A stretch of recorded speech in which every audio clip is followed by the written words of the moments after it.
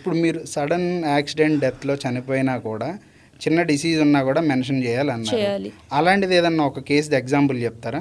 Sure. Government employee. Okay. So అట్లా డ్యూటీకి వెళ్ళొస్తూ సర్వీస్కి వెళ్ళొస్తూ రోడ్ యాక్సిడెంట్లో చనిపోయారు. ఆ తర్వాత వీళ్ళకి ఒక లంసమ్ సేమ్ టర్మ్ ఇన్సూరెన్స్ ఉంది. ప్రాబ్లం ఏంటంటే అది ఎర్లీ క్లెయిమ్, లైక్ చెప్పాను కదా, 3 years దాటితే సెక్షన్ 45 అప్లై అవుతుంది, క్లెయిమ్స్ ఎక్కువ రిజెక్ట్ అవ్వవు ఎక్సెప్ట్ ఫ్రాడ్. ఇది ఎర్లీ క్లెయిమ్ అంటే 3 years లోపు ఉంటే దాన్ని ఎర్లీ క్లెయిమ్ అంటాం కదా. సో అప్పుడు మనకి కొంచెం స్ట్రిక్ట్గా చూస్తారు కంపెనీస్, ఎక్కువ రిజెక్షన్స్ అవుతూ ఉంటాయి. ఓకే.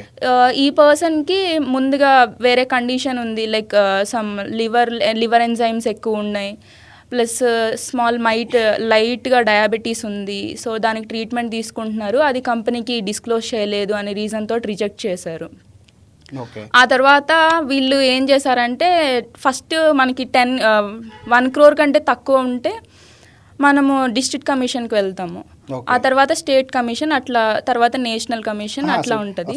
ఇప్పుడు ఫస్ట్ వాళ్ళు డిస్ట్రిక్ట్ కమిషన్కి ఫైల్ చేసినప్పుడు వేరే సమ్ లాయర్ని పెట్టుకున్నారు.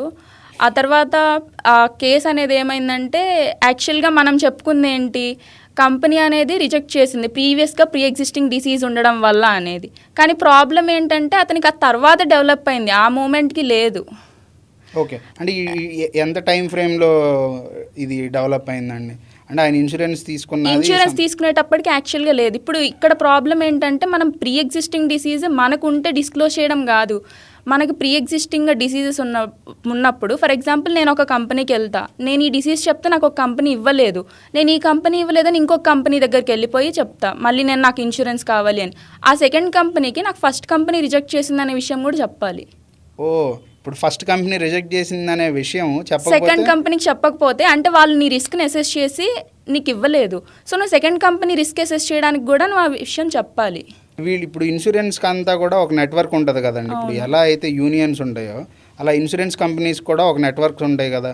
వీళ్ళు ఎందుకు షేర్ చేసుకోరు? ఇప్పుడు ఆల్రెడీ ఈ క్లయింట్ మా దగ్గరికి వచ్చాడు, మీరు మీ దగ్గర ఇప్పుడు సెకండ్ ఒపీనియన్ కింద మీ దగ్గరికి వచ్చి తీసుకుంటున్నాడు కాబట్టి వాళ్ళు ముందే ఎందుకు వాళ్ళు మాట్లాడుకొని తీసుకోరు? ఇన్సూరెన్స్ అనేది business sir, it's not for people's welfare, first point.